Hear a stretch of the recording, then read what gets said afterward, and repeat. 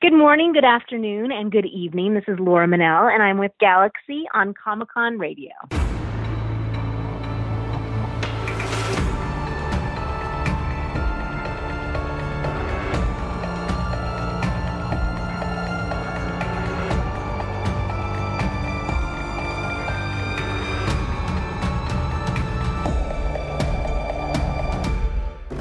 Good morning, good afternoon, and good evening. This is Galaxy signing in for Comic-Con Radio. Coverage of pop culture events from around the globe. Amazing interviews with celebrities. Daily recaps and reviews of popular television. The Walking Dead. Z Nation. Van Helsing. DC Titans. Flash. The Legends of Tomorrow. Black Lightning. American Horror Story. The Green Arrow. Movie reviews. Everything Comic-Con and fandom from around the globe. Comic-Con Radio. Get ready to enter our universe. Let's go. Good morning, good afternoon, good evening. This is your boy Galaxy on another amazing episode of Comic-Con Radio. Today is a very nice day, even though the weather has been really bad here in Hollywood lately. But today, the sun has shined. We have such an amazing guest today. She's awesome. She's cool. She's Rebecca. She's Nina. She's Charlotte. And now she's Mimi. We have Laura Mennell on Comic-Con Radio. Laura, what's up? How are you? Hello. Nice to talk to you and to hear that you know all about me and Rebecca and Mimi and, God, Charlotte. You've done your research, haven't you? I know you. It's not research. I've watched you on those shows, and our team has watched as your career flourished. So it's not that we looked you up, it's that we know you already. Oh, great. Thank you so much. That's so nice of you. That's great. No, you've had a great career. You've worked on some amazing shows. I know in the beginning you were on show after show on the Sci-Fi Network, and all of a sudden you jumped to history on Project Blue Book. But I don't want to get into Project Blue Book yet because I want to go into some other things first because you have had such a cool career this past, I believe, 8 to 10 years has been so amazing. You've been on such cool genre, our universe-based shows that the fans out there love you so much. So are you from the United States? Are you from another country? The fans want to know. Actually, although I feel like I'm in LA a lot lately, I am a Canadian girl, which maybe you wouldn't know, maybe you would know. I think some people do, some people don't.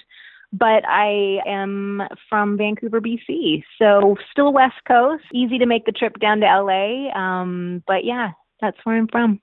Well, I know where you're from. I want the fans that don't know. And I'm telling you this, I bet you... Well, now they know. Yeah, and every fan that listens to our show knows you or seen one of the shows you've been on. And if they haven't, they're cuckoo. Well, they're totally cuckoo, of course. Yeah. Why wouldn't they know?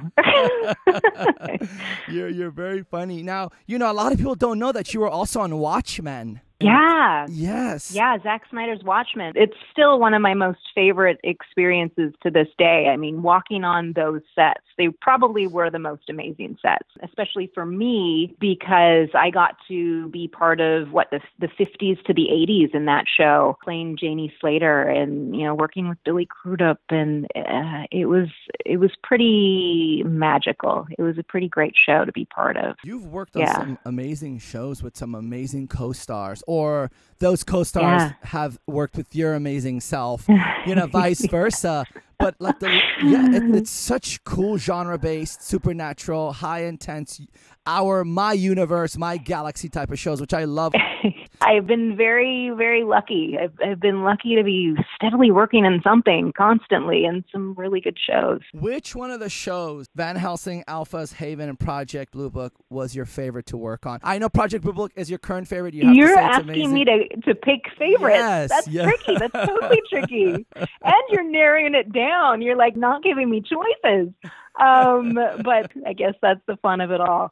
Well, I mean, I loved all those shows, we'll say, but I mean, I love Project Blue Book. Project Blue Book has really been a dream to be part of. I knew from the moment I read the script when I was deciding whether or not I was going to audition for it, because I was starting to get a little picky for the past couple of years in terms of what I wanted to work on. So when I was deciding whether I was going to audition for the show, I didn't know much about it. And then it came to me. As soon as I read it, I just fell in love with the concept. I really loved Mimi, just felt really right. And I was just lucky, like really lucky, although I had to work my butt off to get this role. I was just lucky that it all fell into place and I got to work with all these talented people. Well, you have every right to be picky because you've proved yourself show after show. You weren't just like a recurring extra. You were an actual cast member on some great TV programs, all, of course, from the amazing Sci-Fi Channel. And you know what? I have to tell you this. I've interviewed maybe 30 people past 2 weeks, and 90% of them are from Canada. So from now on, every morning, everybody needs to wake up and say, I love you, Canada, for bringing us such amazing actors. Because if it wasn't for you guys, none of our amazing shows would have any cool characters. That's funny you say that. We are out there, but a lot of American shows are shot in Canada now, especially Vancouver. So I am a lucky actor to get to have the opportunity, even though I have my working papers for the state, to get to be home and, be close to my family and friends and get to work out here. I am a West Coast girl. So I live in Vancouver, BC. I grew up for the most part in Mission, BC, which is in the Fraser Valley. It's like an hour and a half drive probably out of the city. And that's in BC, the West Coast, British Columbia. It sounds so Los Angeles, the Mission, and the Valley, and all that. So we'll just say you're from California. I have to say I do love going to LA because it's so nice and it's so sunny, and you wake up to the birds chirping all the time, I find, because it's just beautiful out. Although the last couple of times I've been there, you guys have been having a lot of rain, which is more like a Vancouver thing. A lot of rain, too much rain. This week has been horrible. We've just been like swimming through it, but hopefully we're going to get some sunshine coming through the hills. We'll see. It's very green out there right now. It's very green now, and then it's going to start turning a dark green and then into a muddy brown. Yeah. It will still be lovely, I'm sure. I would still happily hike Griffith Park. Yeah, it does a little bit, but that's fair. That's okay. You have the warmth. It's good. I love hearing backstories of everyone that's doing amazing. When you were a child, did acting ever cross your mind? Oh, yeah. I knew really early on that's what I wanted to do, which I guess is a good thing, not having to really work too hard to figure out what you wanted to do. I just always kind of intuitively knew. Like, I loved the arts when I was a kid. Like, I loved drawing. I won all the coloring contests. I loved dance. I was always in that world. And then when I started to get into acting as a little kid, like, I would do classes or plays in school or whatnot. It was just a really natural fit, even though I was a quieter kid, I'd say, but I just always felt at home getting to, try out different people's lives and, explore new things that I might not normally do. I liked that. It was exciting to me. So, yeah, I always knew.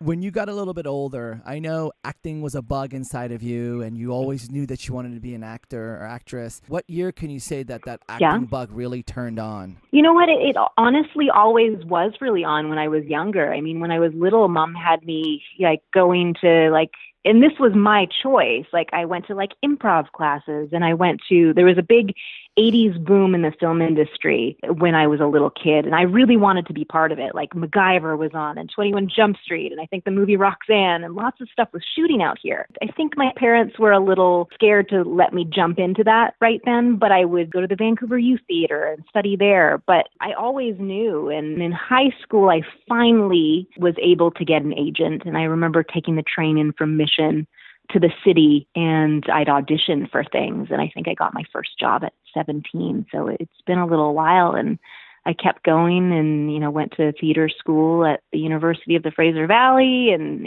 found great film teachers in Vancouver, some of which I still study with to this day, like Iris Quinn.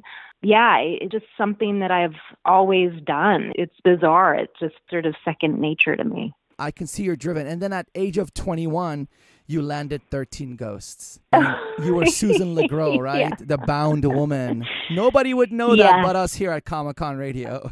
Although I have to say, I think my dad went to the movie theater with his friends to watch that movie. And I think he came out and then I think he called me and was like, were you in that movie? Were you in that movie? He didn't recognize who I was in that movie, but that's okay. But yes, it was one of my early big jobs. And oddly enough, that was a Zemeckis movie. I love that movie. And Zemeckis is part of Project Blue Book. Yeah. It was a great movie. And that house that they created, I mean, it's been so long since I've watched it, but with all that glass and that moving floor, it was really beautiful, I remember. I mean, kind of a crazy movie, but yeah, I have some interesting memories from then. That was so long ago. Wow. It was. Yeah. It was Time 2001, and that movie was amazing. I could still remember that house. No one's ever tried to even recreate something like that these days. And Robert Zemeckis, for you to work with him then and then make Project Blue Book, it must feel so good. Yeah, it's neat to see things kind of come full circle, I guess, in a way. And obviously anything that he puts his name to and works on is always a really great high caliber production. It's pretty exciting and neat little connection. So I got to ask you, on Project Blue Book, who's your favorite co-star? Trying to get me in trouble with all these. Well, here's the thing. Okay, please don't be mad at her. Please don't say anything bad. Is it Aidan Gillen or is it Mr. Malarkey? Which one? It has to be just the two. Now you're even narrowing it down. What if I was going to say Ksenia Solo? I don't think you would say that. Why not? I loved her. She plays my Susie. You know what? I love them all. You're just trying to get me in trouble. You're a horrible person. Thank you so much. Everybody tells me that, but I'll lay off. I'll stop. I'm going to give you a choice, but you can only choose from this. Flip a coin. No, well, you know what? You don't get other. in trouble like this because I gave you the choices. See, you don't get in trouble like that. I love everyone for their own reasons. That's cool. I mean, Aidan is a dream to work with, right? I mean, first of all, he's an amazing actor. Everyone knows that from Game of Thrones and everything else he's done. And it's nice to be able to honestly say that he is a lovely man and he's a very genuine person and very thoughtful. And he's extremely intelligent. So he fits into the Alan Hynek character really easily. And it was lovely working with him and just seeing his process and getting to be part of that. And Malarkey, I mean, Michael he's perfect for Captain Quinn. Also a really great guy, really perfect for this role. And he is the man you want to ask if you have any questions about music. He will tell you what you should listen to, and he will be right. He's really fantastic with that. And he's a great musician as well, and a great singer. So there you go. And Ksenia Solo, even though she wasn't a part of my choice, I love her. She's my girl. We got along really, really well. So good group.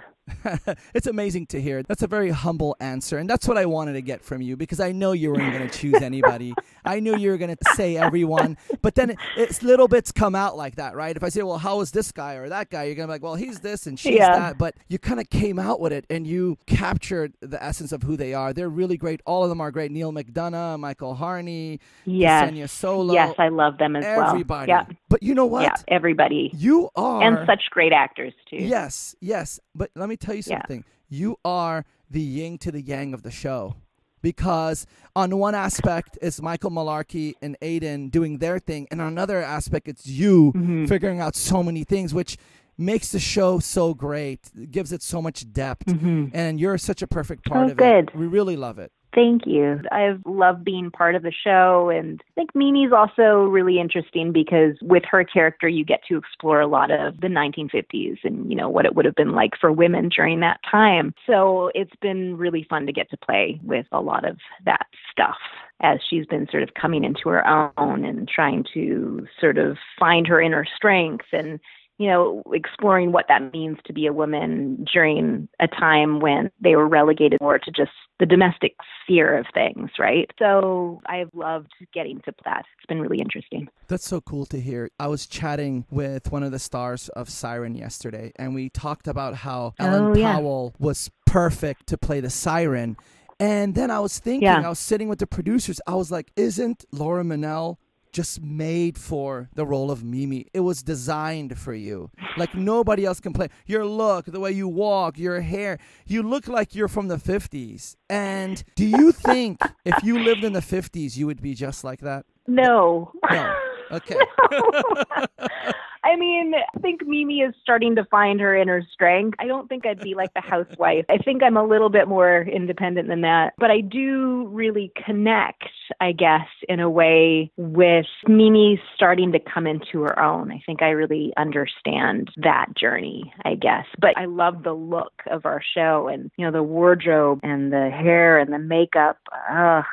Like all that stuff is really fun to play with, especially like period pieces are just so beautiful. And the women really dressed well back then. I mean, Mimi's a little bit more housewifey in terms of what we put her in, but like the tailoring was really there then. And we don't really have that anymore. We're a little floppier, I think, now. So it's kind of fun to get to dress like a lady a little bit. To us here, the entire team, you look well, and we really like your role in that, and you just fit in it perfect. Yes, you're not that housewife type. You're more adventurous, and you would kick more doors down. Mimi's going there. She's going there. She's going eventually. there. That's what I'm saying. She's starting to go that way. That's what I'm saying. Yeah. I get the opportunity to watch some of these episodes in advance. I don't talk about it up front because it's not cool. I want everybody to experience it with us.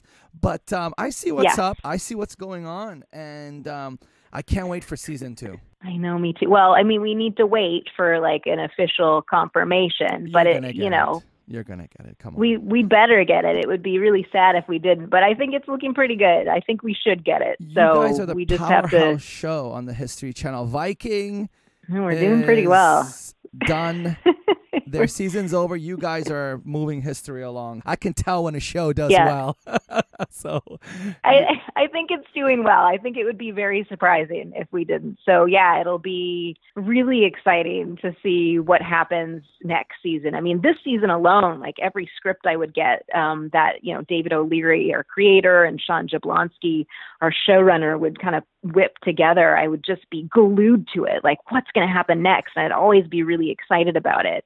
And that doesn't always happen with shows. Yeah, I think I've been as excited as a lot of the fans have been. So that's a good sign when we love it. Well, you guys scratch every box. You guys scratch every box. You scratch the alien box. You scratch the space box, the 50s glam, the Russian communist thing, it's like everything in one. It's like Star Wars, Star Trek without the crazy lasers and fighting.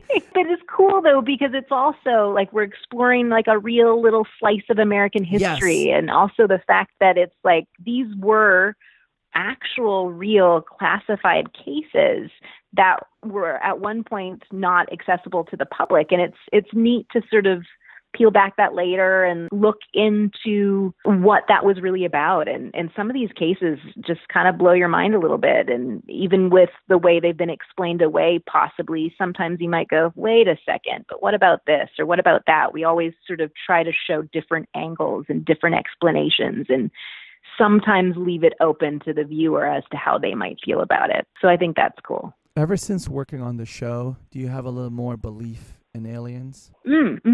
I mean, I think it's exciting. You're not crazy. No, but I don't think people who do believe in aliens are that crazy. I mean, especially being part of this show, it's opened my eyes to the whole world of ufology. And there's a lot of interesting, unexplainable stuff out there. And I think as a viewer, I know for me, when I was first reading the original script, I was drawn in by the whole idea of, Hynek being at the center of it all. And, Alan Hynek was this very intelligent, educated man who, he's not your sort of stereotypical flying saucer enthusiast at the time that you could easily dismiss. He was a very credible man, and he himself even came at these cases with a bit of skepticism. And it's kind of exciting to see him go down this journey where he realizes that there's more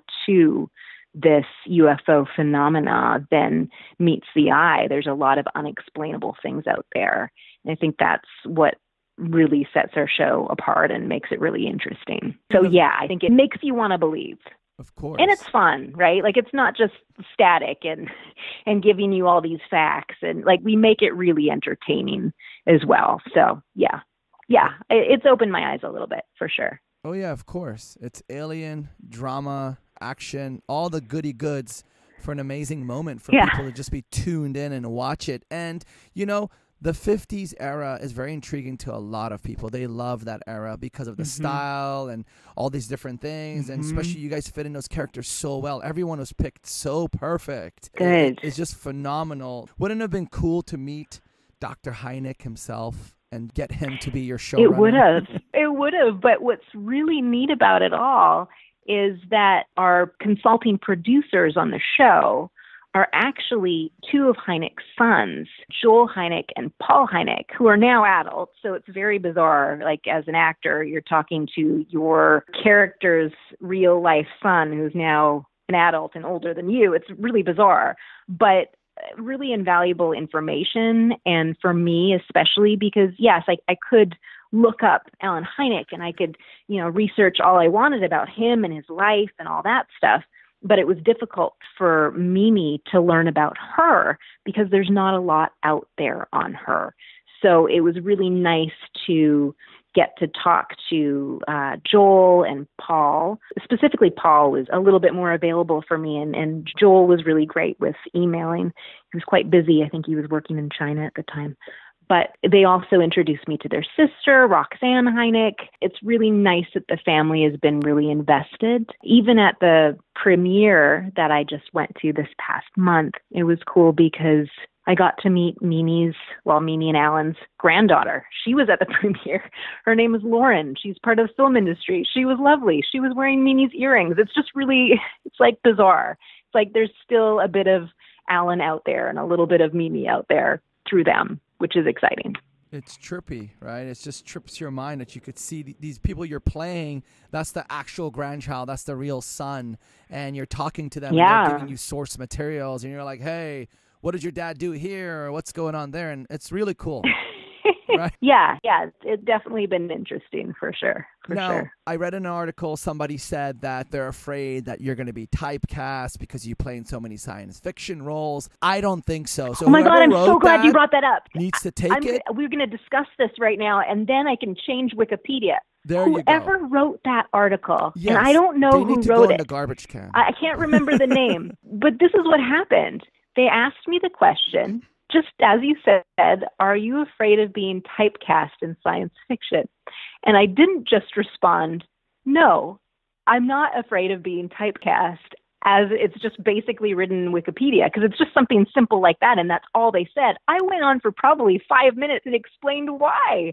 I think I said that I do all sorts of genres, and like I got into detail. I was like, I do drama, like for A&E, Flight 93. I do like romance, like Montana Sky. I just did a play. You know? But it was a long time ago, but I went on and on and on, and the only thing they put in their article from that question was that. And I've been quoted in Wikipedia for like, I don't know, half a decade. Change that, Laura. We need to get that thing I think out. We do. We need to change and that person had something against me. I don't know what that was about, but it was the strangest thing. Very strange. The media can be a strange little place, but they don't know you. Anyways, that's why. They don't know. You know what I'm saying? He had something up his sleeve where he wanted to pigeonhole me or something, and I don't know what that was about. I wanted to bring that up because my producers were like, Laura Mennell's amazing. Let me tell you something. We are so happy that you accepted to come on our show. Very gracious of you. Oh, great. I'm know you're really so happy busy. to be here. You guys are great. Well, here's the thing. Oh, my God. Regardless of how big our network is or whatever, you guys are filming. You're part of a show that's currently happening.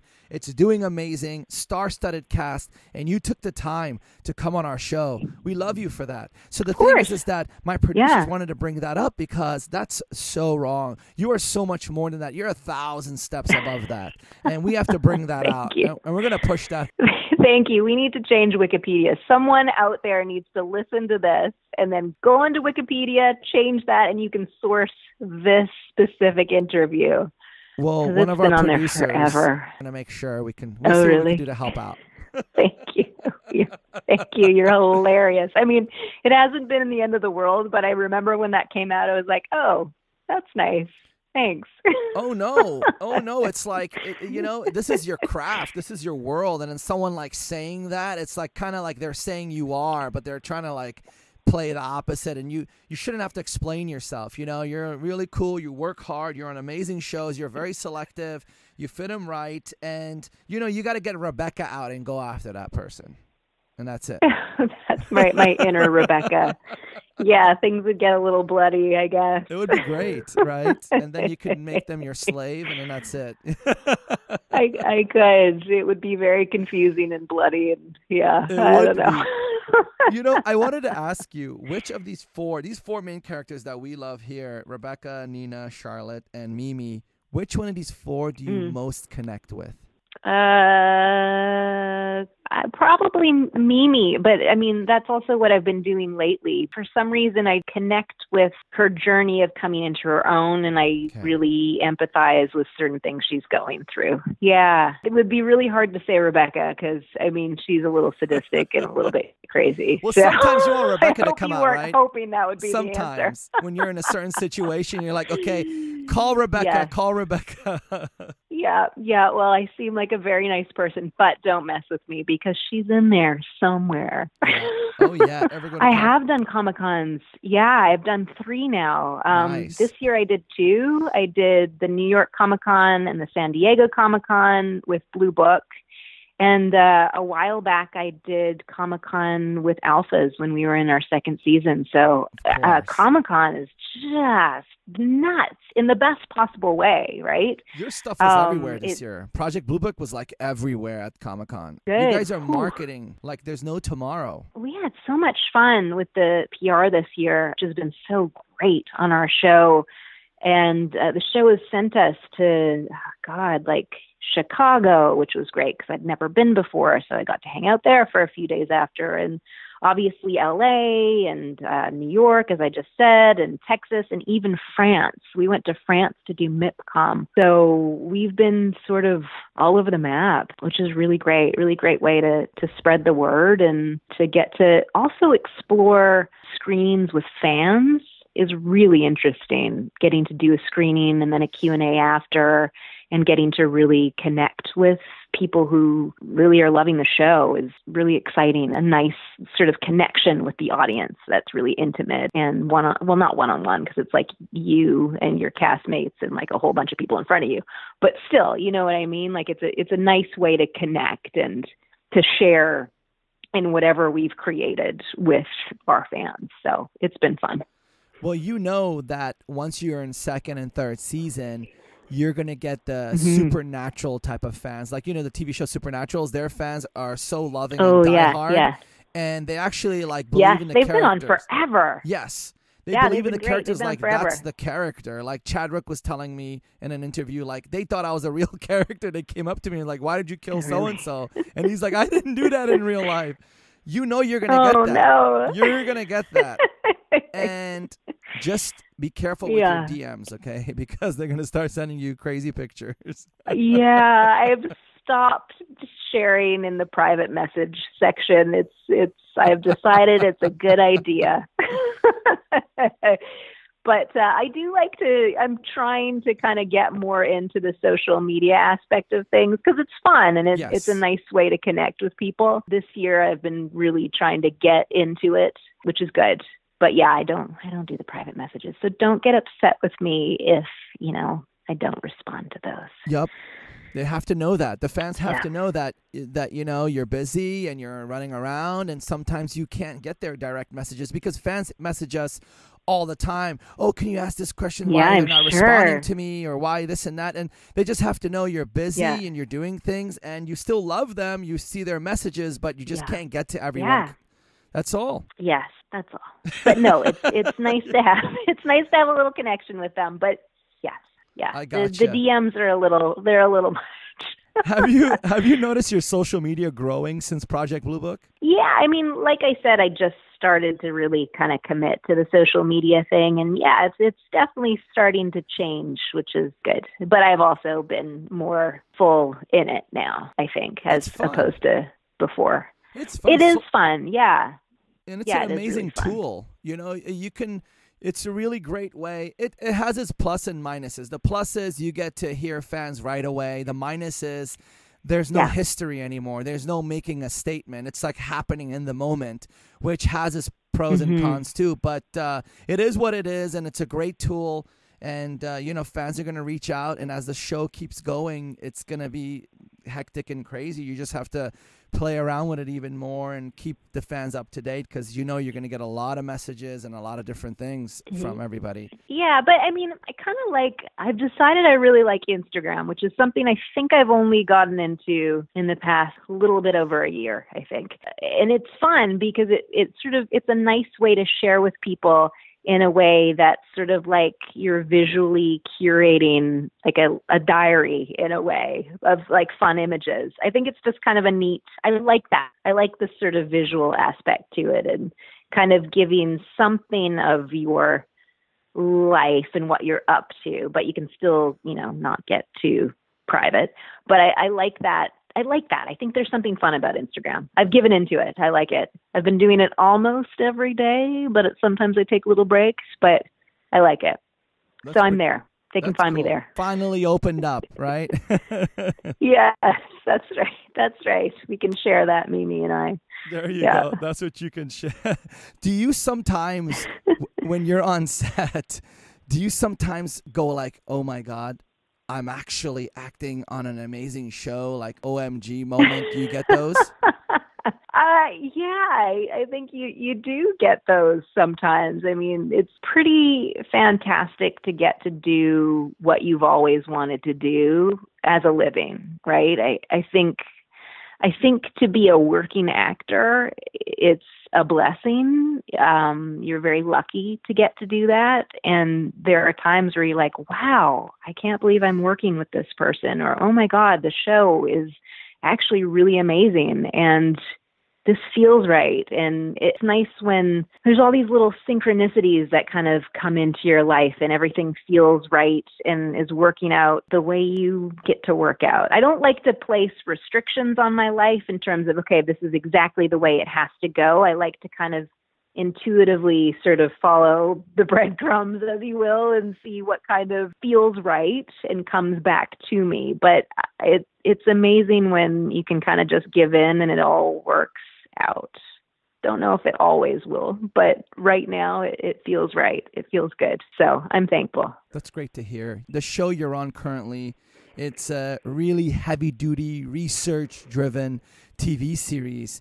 Did you have to do a lot of research for your role? Did you have to get into this mental state and learn this or that to just even get into what you're doing? Yeah, I mean, that's part of the exciting thing with my job is it's always changing, right? And depending on what you're working on, you're always looking for different sources of inspiration to inform you on your character and what they're doing. But yeah, our show is based in the 1950s. So, and also with the life of Alan Hynek and Mimi Hynek and sort of the world of ufology and all that stuff. So there's a lot of things at hand. And for me, I think I already got into it, so I won't get into it as much. But researching the 1950s and what it meant to be a woman at that time was really fascinating. I came across all these great little videos, educational videos, actually, of women at that time sort of being taught how to be the perfect housewives. And essentially, they were fantastic little movies, very wholesome, as the 50s really were, and really sweet. But the underlining theme of them all, in terms of, how to be the great housewife, was how to fully and completely compromise your needs for your husband, which, as a modern day woman, is a difficult thing to fully grasp. It's tough, right? It drove me a little bit nutty, but I felt they were really helpful as a tool for me to see where Mimi was coming from and to help with the journey. And also, God, there was another neat little video that I came across, especially because we're dealing with the Cold War. And, there's a lot of fear and paranoia at the time with, fear of nuclear attacks and whatnot. And, trying to play a mother during that time. And understanding what you'd be going through in terms of wanting to protect your children. I mean, at one point I'm building a make-it-yourself bomb shelter in an episode, which is a little bit bizarre since you probably would be a little safer in the house than in that bomb shelter. But there was this amazing little video, as I backtrack, to duck and cover drills for little kids. And these would be things kids would be shown to protect themselves during a nuclear attack. And they were made with this little cartoon character called Bert the Turtle. And it was amazing, but totally bizarre at the same time. And I think the 50s was a really unique time where, like, looking back, you can find a lot of humor in it all. But having this cute, little cartoon turtle teaching your kids what to do during a nuclear attack, you wonder, like, would this really help if you were about to be nuked? I don't think so. But it was a really unique time in history, and interesting to see how things were dealt with.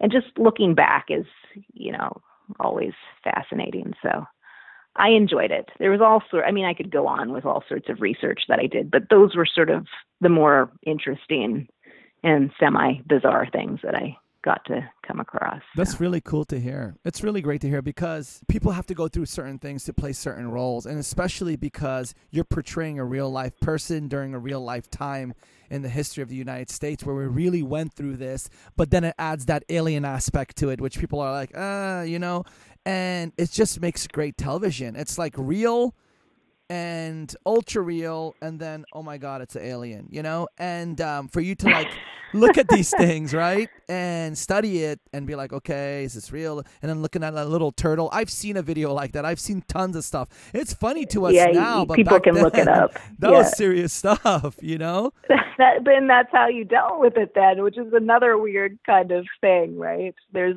I don't know, a little naivete at the time, you'd think. But in today's day and age, there are still strange things going on. So there's lots going on. But, social media, like you said, and YouTube and all these makes everything current, and we're getting stuff fed to us instantly, and we're not making history anymore. And you guys are part of history in that show, which is cool.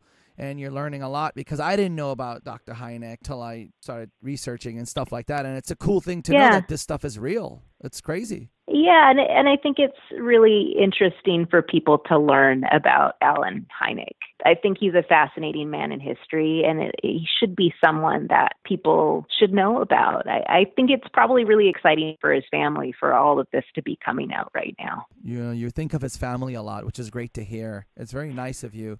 Because in every answer, you're like, his family, this and that shows that you have so much respect towards his work and the things you found out and what you're learning. It's really great to hear these things. Yeah, well, it's probably fun for them to see this coming out and for people to start to learn more about, especially Alan. But there's definitely a few tweaks and changes to the history to make things more entertaining, especially perhaps in Mimi's world. But that is what makes entertaining stories as well. Yeah, and you built that house so quick, that bomb shelter outside. That thing looked so cool. I wouldn't even be able to do that, and I do that stuff. But it's a build it yourself. It's a kit that you take home. They had those back then. Duh. They had those back then. I keep thinking that was kind of funny. But, it was more for Joel, I think, in his safety and making him feel good. Because I look at that thing and I go, you might as well stay in the house. I know, right? You're a little safer there. That's kind of like a fort. But it's the symbolism in it all, yes, right? That's what it is. It's a safety net. It's like a blankie a kid has. It's like they think it's a safety thing. Yeah, it makes him feel good, so that works. And it's a way of Mimi to sort of take control a little bit and to do something that helps her family and, makes little Joel feel good. So, well, she's changing it works. Episode by episode. Your cast is such serious cast members like Aidan Gillen, Michael Malarkey, Ksenia Solo, Neil McDonough, Zemeckis. Does any funny stuff happen on set, even though everybody's so serious in their careers? Do you guys have fun? I think especially Ksenia and I had a lot of fun. We kind of got along like we knew each other forever. And specifically in that, that scene, I think it was in the second episode when Susie and I are in her big, beautiful red car, whatever make that is. I'm sure car enthusiasts right now are all killing themselves that I don't know what it is, but it's a beautiful 1950s vintage red car that we're hanging out in. Who cares? That's my technical term for it. But yeah, we're in her car and we have that moment where we have a little bit of we're going on our beatnik journey and it's going to be fun. And I convinced her that we're going to do this. And then she wants to do the little switcheroo while she's driving, right? In the driver's seat. And, Ksenia and I have a complicated relationship, and there's definitely a bit of a how would you say, there's an interesting chemistry we have. And in this scene, it definitely plays, especially because, Ksenia, she alone, her character, Susie, has this very sensual energy to her, right?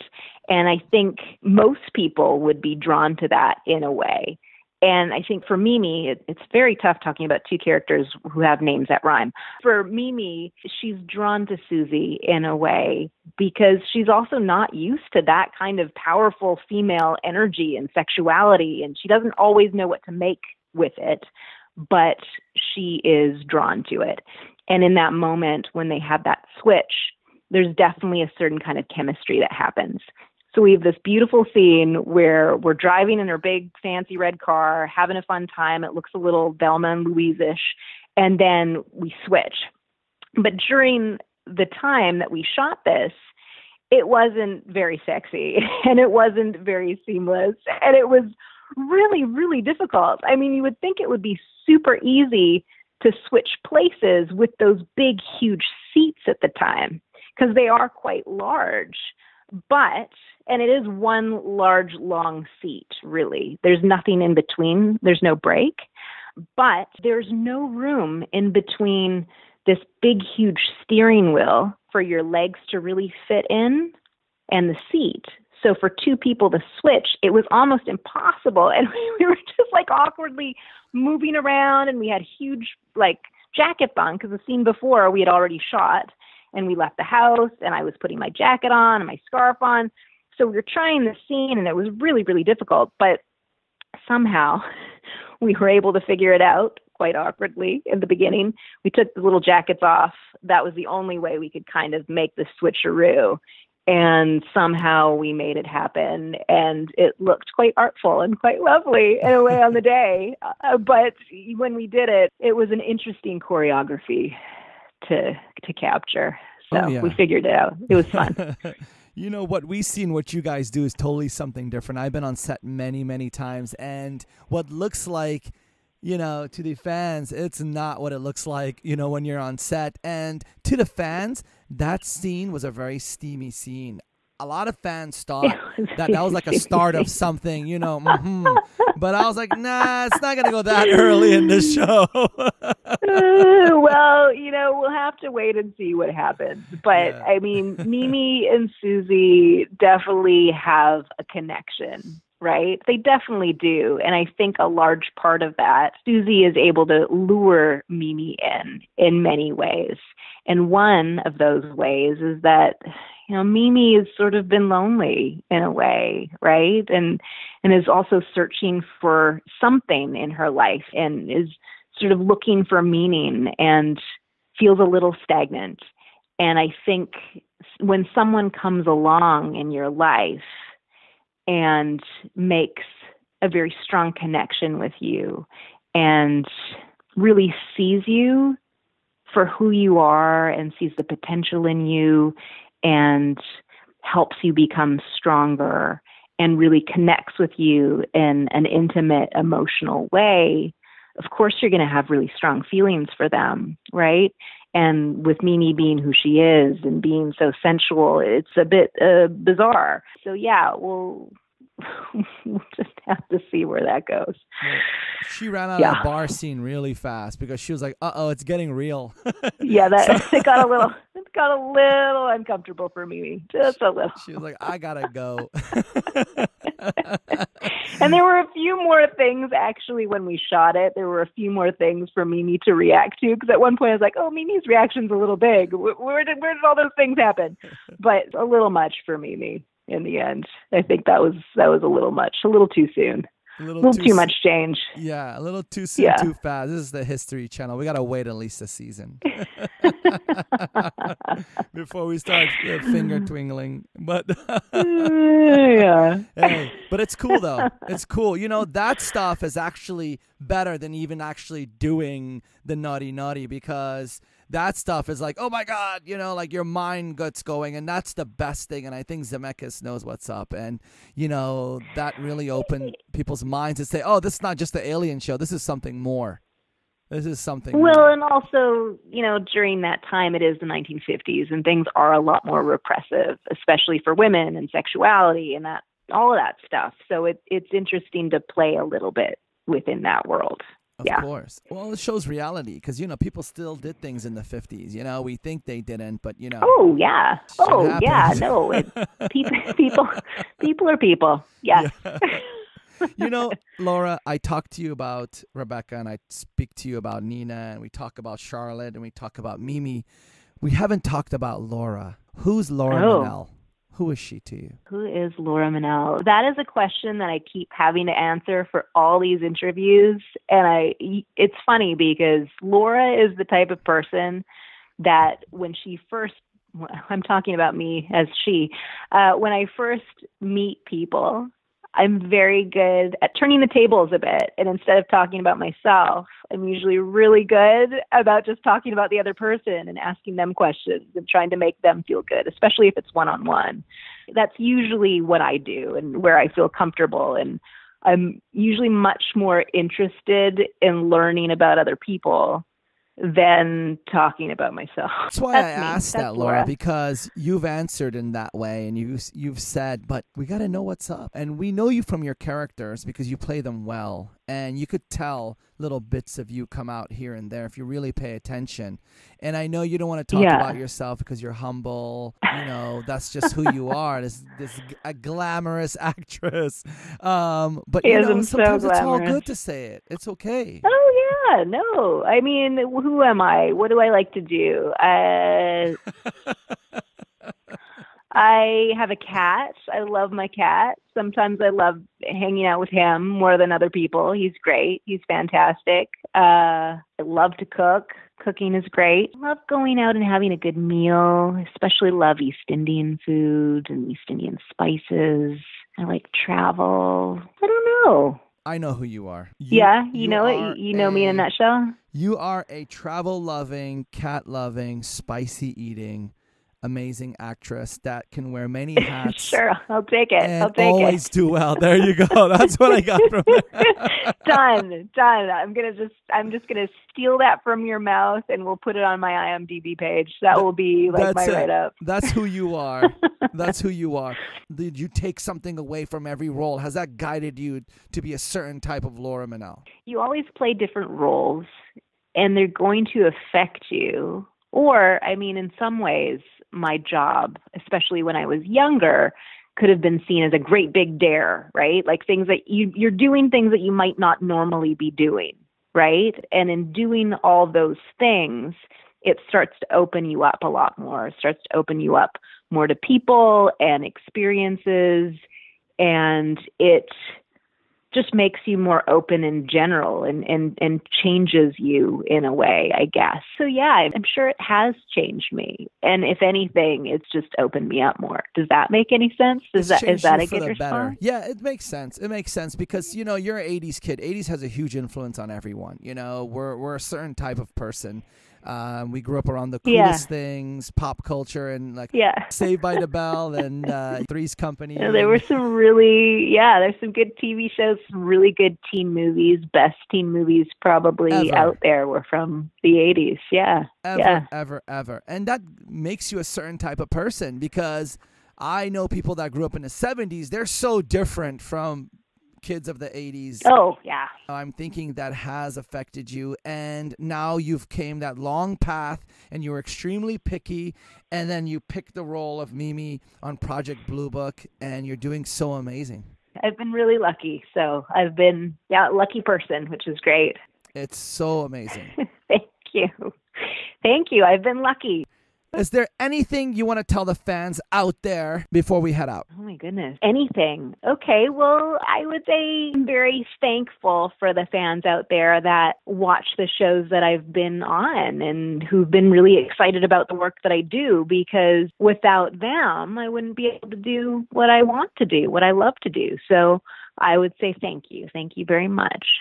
Awesome. And if people want to reach you, what is your Instagram and your Twitter? L_Mennell, Mennell. And I think Instagram, you can just check Laura Mennell. All of my accounts are verified. Awesome. All of them. Awesome. So it's Laura Mennell on Instagram. Ladies and gentlemen out there, you could reach her that way. And Laura, thank you so much for coming on the show. We appreciate your time, your laughing, your giggles, your smiles, you dealing with me, and we appreciate you for coming on the show. We would love to get you back as the season goes on and maybe towards the end of the season so we could chit-chat about everyone. Hopefully you'll say yes, but we'll talk. Yeah, and the door's always for open sure. Give for me you. a shout. Always. You're welcome anytime. Thank you. So thank you. It was a pleasure talking to you. Oh, thank you so much. So let's close out the show, guys, because Laura has to leave. She has a cat, and it's getting dark, and we got to go. All right. He's getting mad at me. That's it. Well, here we go. Ready? 3, 2. Good morning, good afternoon, good evening. This is your boy Galaxy and Laura Mennell, and we're signing out of another amazing episode of Comic-Con Radio. 3, 2, 1. Mwah! A million kisses from us to all of you out there. We love you. Please watch Project Blue Book. It's an amazing TV show. Watch Laura's career. She's an amazing person. Thank you so much. We love you. And we're signing out. Thanks, guys. Peace. Mwah. Thank you so much. Keep those kisses. Peace out, guys. Thank you.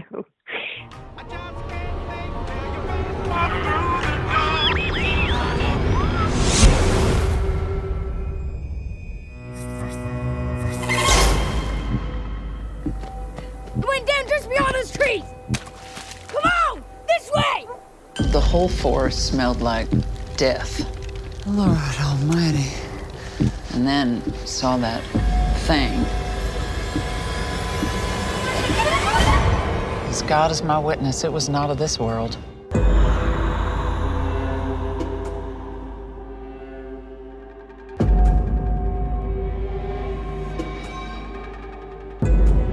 We have a situation in West Virginia.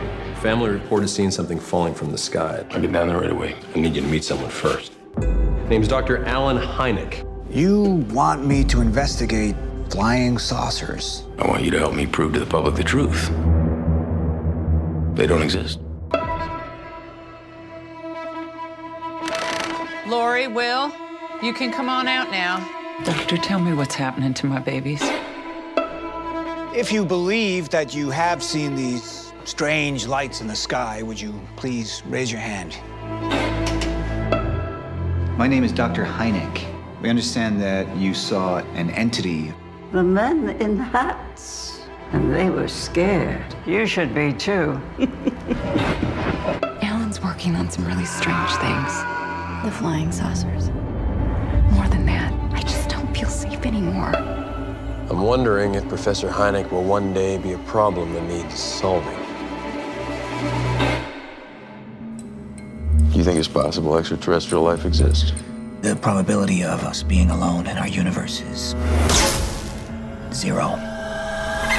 You're not under attack. What the hell was that? Those things were not planes. How the hell would you know what types of planes the Russians have or don't have? The Russians have nothing to do with this. I am closer than I've ever been. Need I remind you of our purpose here? Flying saucers don't exist. How do you explain the damage? What type of UFO could do that? I'm sorry, UFO what? They're watching us. Hey! There's something more going on here. I want to know what it is. I said close the case. What the hell do you expect? I expected to discover the truth. Logic can't begin to explain what we're dealing with here.